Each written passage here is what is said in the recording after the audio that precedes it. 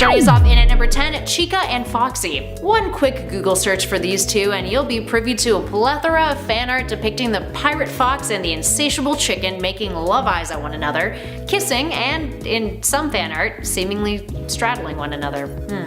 Yeah.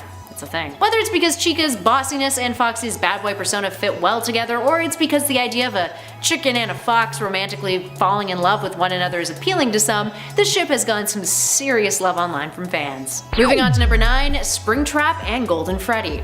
Now for those of you a little less familiar with the Five Nights franchise, Springtrap is a character who first appeared in Five Nights at Freddy's 3, and then appeared in subsequent games. He's the main and only corporeal antagonist in that third game, and is the mutated corpse of William Afton that's been trapped inside of a very badly damaged animatronic bunny suit that appears to be an early iteration of Bonnie.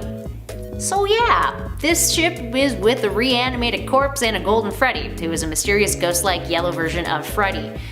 I mean, when you look at it like that, it does kind of make sense then, huh? Moving on to something equally as disturbing, in at number 8, Circus Baby and Funtime Freddy. Personally, I find Circus Baby incredibly unsettling. Just look at her, She's the mascot of Circus Baby's Pizza World, a sister location to Freddy's, as implied in the title of Five Nights at Freddy's sister location, the 4th game in the series. She is the focal animatronic in that game, and she is terrifying. So it makes sense that she would be shipped with Funtime Freddy, a white and pink version of Freddy found at Circus Baby's Entertainment and Rental. Aesthetically, they actually look pretty good together, I suppose. And this version of Freddy is actually quite nice to children, rarely expressing a psychotic side, and has a puppet named Bon Bon who kinda looks like Bonnie, who tries to calm him down often. So, And at 7, Ennard and Exotic Butters. Ah yes, a joke ship. Ennard is a terrifying amalgamation of the Circus Baby's Pizza World animatronics, like all of them. And Exotic Butters? Well, that is an item from sister location that's given to the player as a gift after you get the good/fake ending.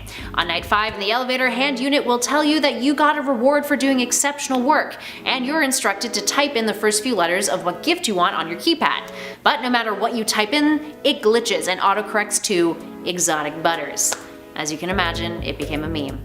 Largely thanks to Markiplier. In at number 6, Golden Freddy and Chica. Because they're yellow! Actually, that is the main reason why this ship is a ship. Sometimes it's all about aesthetics for people. Moving on. In at number 5, Foxy and Mangle. To some, this is a joke ship. To others, it's a ship to be taken seriously. Many consider this couple to be relatively canon too. Sort of. Context time. Mangle is an animatronic that first showed up in Five Nights at Freddy's 2. It is also known as Toy Foxy or Funtime Foxy, but a mangled up version of an iteration of Foxy that has a smaller nose. Now her backstory is that she was an attempt at remaking Foxy since the original Foxy was too scary. But kids kept breaking this animatronic and it became a mess of parts known to employees as the Mangle. Now Mangle is often referred to as female thanks to the custom night mode Ladies Night. So there you go. In at number 4, Freddy and Bonnie. Freddy and Bonnie, because LGBTQ ships are a thing in horror games too, right? The game is called Five Nights at Freddy's after all, so he's kind of like our protagonist antagonist in all of this shipping, so it makes sense Freddy would get a good ship. And Bonnie is his cool guitar playing bandmate who he has had a romantic entanglement with, or at least according to all the fan art and fan fiction that has popped up about these two on the interwebs. Make what you will of their maybe romance, but it is undeniable that these two are a killer pair. See what I did there? They got murder down packed. Moving on to number 3, Bonnie and Chica. Sometimes these two are imagined as being best pals. Other times in fan art, these two are a romantic item. Now they're kind of the most obvious ship in the game, sorry Freddy, with Bonnie being the cool guitar player and Chica the backup singer who clearly has the hots for him. Anyway, there's a whole lot of fan art of these two, but nothing compares to this other iteration of their ship in at number 2, Toy Bonnie and Toy Chica. I guess there's something about the two of these characters looking more cutesy together that gets fans really into the idea that they'd make, dare I say it, a cute couple together. Toy Bonnie is a much newer version of Bonnie who is much more shinier and blue and appears to have undergone the most drastic changes aesthetically compared to Bonnie's previous model. Toy Chica is a similar creation, a newer model and one that feels like she has more feminine traits than the original Chica. Perhaps this is why these two have become the focus of a whole lot of fan art in which they romantically embrace one another. Luckily, it's a little bit more PG than some of the others. Thank God. And last but not least, the most horrific ship of them all, in at number 1, Springtrap and Mangle. I mean, obviously, look at them. Also, they both hate children too, so what a pair! Just taking a look at both of these partially destroyed animatronics, and you can clearly see that they're a match made in heaven. And actually, they're another popular pair that has a whole lot of fan art kicking around the interwebs, but mostly fan art that depicts their bodies not completely destroyed, or mangled for lack of a better term there. Some have even gone as far as naming this ship Springle, which makes me think of Pringles. And now I kinda want a snack, so there we go. Number 4, Five Nights in Anime. I mean, I know that people's love of animatronics can get a little weird. Well, it can get a lot weird. But even I was surprised to learn that this game existed. And I've seen a lot of fan art for this franchise. A lot. I thought I'd seen it all, but apparently I hadn't. Enter Five Nights in Anime. This is a game that was created to parody Five Nights at Freddy's. Instead of you being a security guard at Freddy's, you've been hired as a late night security guard at an anime convention, and it's up to you to watch these anime girl style animatronic versions of the Freddy's cast.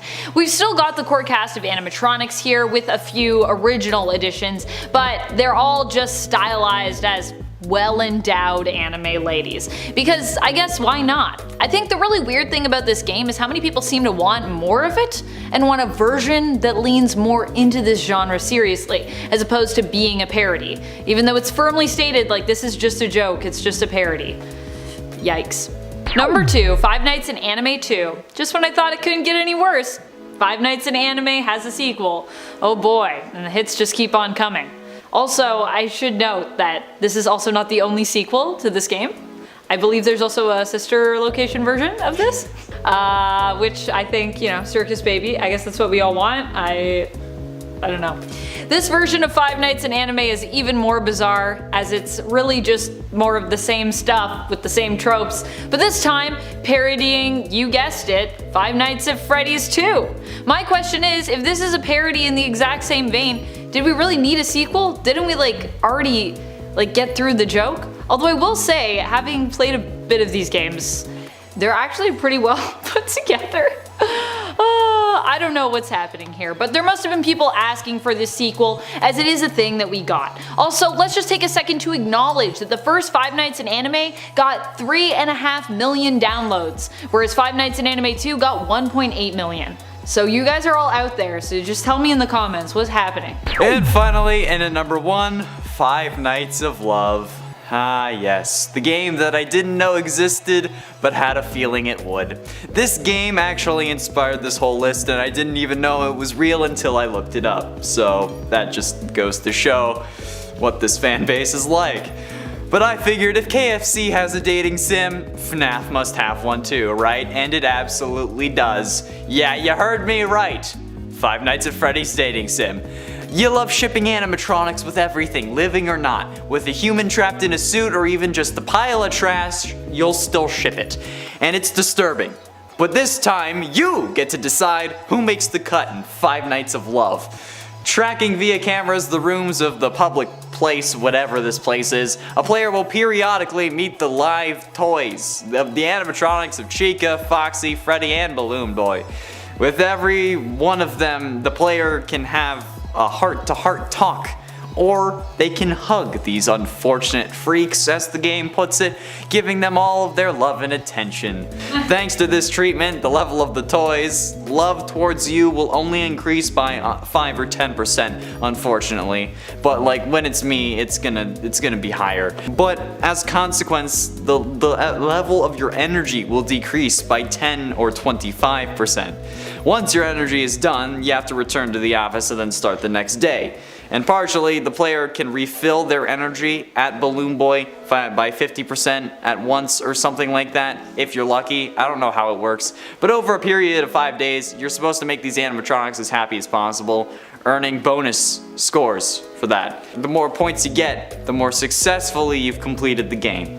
Why is this a thing? Getting close to the end at number 3, abilities. Let's treat this like a dating profile, since you sickos love shipping animatronics with dead children. Let's meet bachelor number 1. It's Funtime Freddy! He's 6 feet tall, weighs 350 50 pounds, but that's all corpses, and has 6 special features. He has a proximity sensor coupled with grouping coordination to make sure your parents don't walk in on you, and he can even tell what is the best time to get a little crazy with his parental tracking and 360-degree pivot. You spin him right round, baby. And fancy something a little more interesting? Well, with his voice mimic you can have any partner you want, but be careful of his charms. His luring abilities will have you begging for him to take you back, and with his 100% concealed storage tank, he will. Yes, killers, Bachelor number 1 is a killing machine, literally. Thank you. Unit 7, ship? What the hell? You do realize that shipping this animatronic that contains the souls of 4 to 5 children is shipping the children, right? Shipping this animatronic with anyone is basically shipping the combined souls of 4 kids, even if you're shipping the character, because this literally was designed to have Remnant inside. The only reason any of the fun times exist is because Afton wanted to infuse Remnant in them, but, you know, give them the souls of children. Therefore, even if you ship the character, you now ship the children. Now, aside from that, what the damn hell is Fawn? Okay, shipping Funtime Freddy with Bon Bon? Aren't they basically one and the same at this point? Would they just be like multiple personalities inside of the Funtime Freddy animatronic? Because that would be easier to code, right? I don't know, I've never made a murder-hungry AI before. Only murder-hungry people. Why do you ship an animatronic with literally his right hand? That's weird. Even for this series. And 6 other ships. Oh, here we go again.